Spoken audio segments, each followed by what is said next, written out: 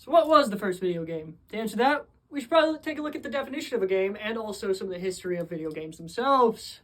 Starting with BDT's definition of a game right up on the board here, which I will read to you. It is an interactive piece of art with an objective and progression that is self-imposed or given, in which you make a series of connected choices within and against an opposing system. So that's BDT's definition of a game and the lens at which we look at games through. So after World War II, the US had a lot of big computers that they didn't really know what to do with. So they started handing them out to big colleges across the United States.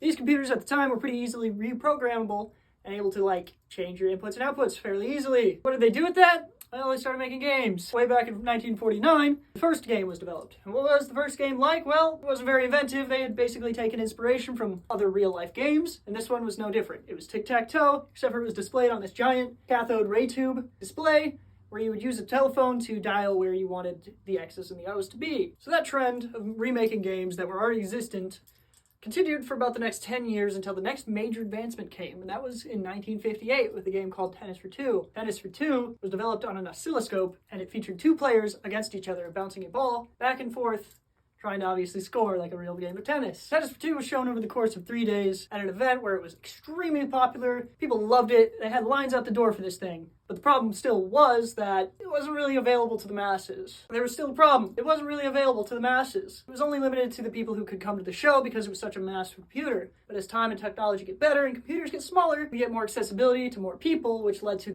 1961 game, Space War, and it was developed on the DEC PDP-1 mini computer. I say mini computer, but this thing is still pretty large by today's standards. It was a two-player game where you would be firing at each other in an asteroid field, and it had procedural generation, it had multiplayer, and it actually had the first probable gamepad. Though only selling 55 copies due to the extremely limited availability of those computers at the time, the original programmer was very proud that it started a new wave of game designers and programmers to start making more of these. And then came the 1960s, where tons and tons and tons of games started coming out. There was about 89 different businesses developing these games. So with Space War inspiring so many extra programmers and developers to take on the task of making new games and showing off technology and also making cool, playable, interactable pieces of art, it was still only limited to colleges and institutions. Again, because computers were still millions of dollars by today's money. So that trend continued for about another 10 years or so, and then in 1971, the very first arcade game was released, and that was Computer Space.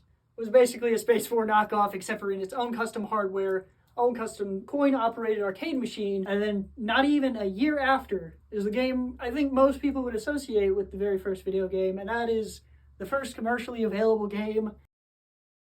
The following year, we get two things. That's maybe the game most people consider the first video game, which is Pong, and the very first video game console that is commercially available across the United States, the Magnavox Odyssey. The success of those two things showed that games weren't going to be locked away to colleges and institutions, but were going to be widely available to the public en masse. Quick note, if I was to choose one of the games, I'd have to probably go with Tennis for Two.